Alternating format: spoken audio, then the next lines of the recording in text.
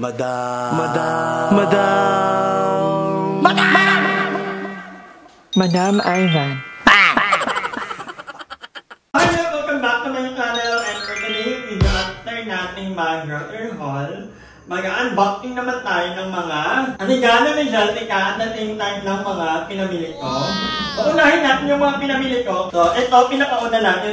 Ang sabi ko sa previous vlog ko, yung budget ko lang dapat paglabas is 5,000 to 7,000. Kaya lang, sa sobrang dami kong lutong bilhin, naka 10,000 pesos ako. Mahal na talaga ang mabilihin ngayon. But anyway, ito yung ko nabili, bumili ako ng hanger para sa mga underwear, para kapag pwedeng labhan ko na agad, tapos tampay na lang. So, this is 119 yata. And then, bumili rin ako ng ipit to buhok. Hindi ko rin alam kung magkano ito, 69 yata. And then, itong mag. Kasi, umiinom ako ng tea, so perfect na. Ang ganda ng kulay, aminin nyo, ang ganda. So, binili ko to para hindi na ako clip na lang, para hindi garag-garag naman yung book natin. And then, ito, nakikita nyo ba? So, nakabili ako ng balurahan. Hindi lang ako ay mahilig talagang mag-organize at ayoko ng makalat na bahay. So, actually guys, baka sabihin nyo naman siguro it's rooted from the fact na lumaki ako sa bahay na magulo. Magulo yung bahay namin, naaminin ko. Kahit hanggang ngayon na malalaki na kami, pag umuwi ako sa amin, magulo talaga yung bahay namin makalat. Hindi ko alam kung bakit. Kailangan yatang Pero yun, dahil nga lumaki ako sa ganong environment, sabi ko nung lumalaki na ako, ngayon ko lang ito na-realize. Sabi ko, gusto ko, kung magkakaroon ako ng sarili kong bahay, gusto ko malinis, ayokong mag-ayos sa bahay namin. Hindi naman tayo ko, kasi ang namin ko, busy sa trabaho, laging wala sa bahay. Ang tatay ko, laging wala sa bahay kasi may work. Sabi ko yun, I'm not saying na it's their fault, it's just that that's the way how it is. So gusto ko, sabi ko, if I could have my own place in the future, kahit hindi ka ganun kaganda, kahit hindi ganun kabongga, for as long as malinis, organized, kasi yun yung hindi ko na-experience sa bata. Taray, sinasend yung sarili. At yun nga, bumili ako nito, this is 133 pesos, ay 333 pesos. Maganda na ito kasi meron na kang takip. Ang problem kasi dito sa lugar namin, sa Carnaville, is sobrang tagal maghakot ng mga basura minsan. Parang it takes 1 week or minsan 2 weeks bago kunin yung mga basura. Tama ka, diba? Dati, may mga ganito na rin ako pero nawala na. Pero what I like about this is that hindi ila nangawin kasi may takip. Yun yung ito sa pinaka-ayoko, yung basurahan na open lang. Tapos lalangawin. Ayoko ng gano'n. So, hanggang ganyan kasi yung mura lang, 333. Kung may alam na ito, wala na. So, isa na lang ang nabili ko. Para yung sa likod. And then, sa loob niya, meron ito pang basurahan. Nagbata ko ng mga comments doon sa previous vlog ko. And then, nakita ko yung... Di ba na-mention ko, I don't know if you guys watch the vlog, pero meron akong lalagyan ng mga tira-tirang pagkain. And then, nasabi ko nga doon na hinuhulog ko sa janini. I'm so sorry, hindi ko na-realize na mali yun. So, bumili ako ng isa pang, dito ko ilalagay yung mga, yung mga tira-tirang pagkain. And then, ipa-plastic ko na lang, hindi na ako maghuhulog sa janini. Don't worry. Na-appreciate ko po yung mga nagka-comment. Thank you so much. Kasi, every day, we can learn something new. Ganun naman ang life. We learn something new every day from other people. So, thank you so much. So, ito yung nabili ko. Ganda, diba? So, dito naman ito sa loob. Itong itim para sa labas ng bahay. Ito may likod. And then, bumili rin ako ng hook. Hopefully gumana ka para din sa CR and then yung ito dito sa hopefully gumana. And then, bumili rin ako ng mga front bag. Magkakaibang style. Hopefully magkaka. And then, meron din tayong pang kutkot. Magkano nga ba? Hindi ko malala. Parang wala akong 100 pesos. At ang ganda niya, very aesthetic. Bagay na kulay ng bahay ko. Ka-art niya. And then, bumili rin ako ng mga plato and mangkok. Kasi wala na akong mangkok. And then, yung mga plato ko dito is, ikilan lang. So, kapag nandito ang mga bayot, minsan hindi kami na bayot-bayot kumain kasi kulang ng plato. Hinihintay pa namin matapos yung iba bago makakain yung iba naman. So, bumili na ako ng 6 kasi meron pa naman akong iba doon. So, para lang pag nandito ang mga bayot, hindi na kami mahirapan. Tapos na tayo sa heart. Ang dami ko palang pinamili. Ito pala natin tawag alam mo. Ito pa. Ano ba? Nakalimutan ko ito. Japan Home. Ito yung mga ito yung mga napamili ko. Lagayan ng ito.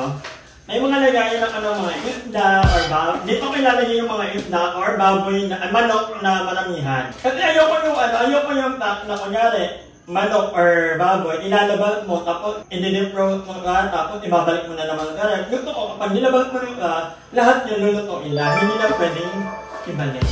Yun. So, bumili ako ng tatlo, then 88 pesos, bawat isa. Matibay na ka. So, I love it. Matibay ka. So, magagamit ko talaga ito ng pangmatagalan. And then, ito, bumili naman ako ng mas maliit na version para kapag, di ba kasi minsan ako nang makita dito. So, ito yung mga size na kunyari, dalawang manok lang, or yung baboy, maliit lang yung portion, para kapag lulutuin na lang agad. Hindi marami yung ilalabas. Ano yun? 138 pesos yung ganito. Pero tatlong peraso na. Ito, dito 99 pesos. Maganda ito, lagayan ng mga isda. Kasi yung isda na mga kahaba. So, ayan, dalawa ng kakali. 99 pesos. Magkapatong na, ayan. Di ba ang cute? Lahat naman ng mga nito ba? Yung favorite ko kasi nakaka-organize ko ng bahay, di ba? Ayan. Organizer. Second to the last na binili ko. Ito yung huli kong binili ko kanina. Lutuan ko gaya. So, bumili ako ng ganito kaliit para pag mag-iinit ng tubig or kung mag-luluto ng noodles, dito na. May hawakan na siya. So, induction cooker na to. Ay, fairness pala. Hindi makasaya sa kuryente yung induction cooker. Napansin ko, bilang ako ay nag-monitor ng aking electric bill consumption. Everyday, tinitingnan ko kung magkano yung nadadagdag na kilowatt per hour na nakumpara ko. So, ito, na ito, ceramic na ito. Maganda ito. So, maliit lang ito. Dito, 488 pesos. Kasi may lutuan ako masyadong malaki. Pag nag-noodles ako na ito lang, hindi ko masyadong ma-appreciate yung kasi malawak. So yung tubig, sobrang So ito, binili ko talaga for the purpose of magluluto ako ng noodles. Ang ganda, diba? Aminin mo. Ganda. Lagyan mo na. And then ito na yung huli kong binili. So, bumili ako ng map. May map naman ako, kaya lang yung mano-mano, yung kapaalam. So ito, binili ko na ito kasi 200 and something lang ka. 259. Para hindi masakit sa bulsa. Ay, para hindi masakit sa heart if ever na matira ka. So yung mura na lang. Yung binili namin sa Leia House, nagsumahal yung 800 something. So sabi ko, ito na lang, mura-mura. So, makakapag-map na ako lagi. Kasi kapag naiiyak ako guys, nag-naiiyak ako ng bahay kahit walang pala. Bumili ako para lang ma-entertain yung utak ko. And then, bumili ako nitong salamin. Kasi last time na nandito ang mga bayot, nag-reklamo sila, wala daw akong salamin. Ang mahiling manalamin, si GM, si Aye, lalo na si Joven. Ang ganda ng salamin na nabili ko, color black. Black yung frame. Para naman may contrast, ilalagay yung summer hair. Hindi na ako makita, basta dito. Di ba ang ganda? Nakita niyo ba si EJ? Hindi ko nakikita. Hindi niyo makita yung asama ko. So yun na yung mga pinamili ko. Ito naman yung mga binigay ni Jessica nung nakaraan. Thank you so much, Jessica. Hindi ka pa rin nagbabago. Thank you so much. Buti na lang binilan niya ako. Hindi nakatipid ako guys. Binilan niya ako. 300 pesos. So, lagayan ng tubig. Thank you, Jessica. Thank you so much. Pwede rin itong timplahan ng iced tea, mga ganon. Ang dami kong gamit na, natutuwa ako. Parang hindi na talaga ako nalipat ng bahay. Forever na ako dito. So, kahit na jello ganon. And then, binigyan din tayo ni Jessica ng bako. Hindi daw ko nababakar. Kaya nga natin. Ano bako? Ibabagtok ako.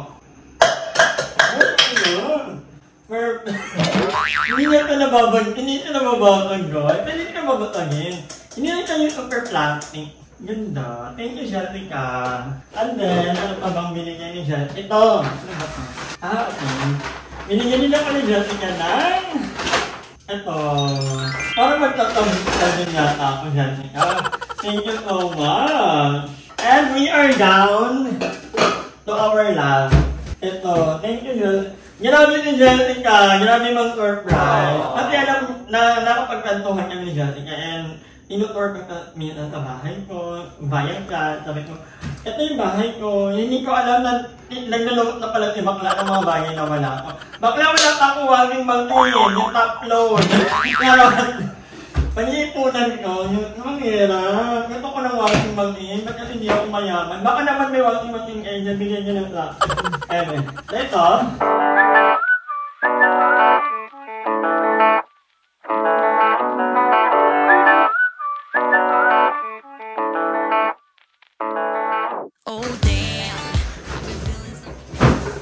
Ayan, ang ganda! This is so nice! Color white, turn on elastic pan na white, black. Ang ganda. Ang mahal pala nito, 2,849. Grabe. Thank you so much, Jessica. Pag ilang, ano ko na po. Hindi ko ito ipamimigay, hindi na po ako lalaya. This will be my home for the next 30 years. Kaya yan. Baka mag-asawa ng isa rin. Thank you so much sa pagtama sa akin sa video na to. I hope na nag-enjoy kayo and comment down below kung ano yung mga gusto nyo sa mga pinamili ko or binigay ni Jessica. Maraming salamat ulit guys and magkita-kita tayo. Thank you so much kay EJ sa pagtulong sa akin.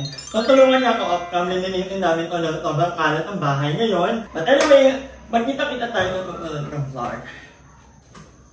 Hi! Maraming salamat sa panonood ng video na to. At kung natuwa ka, please don't forget to like and share this video. Mag-subscribe na rin kayo para bongga na. Yun lang.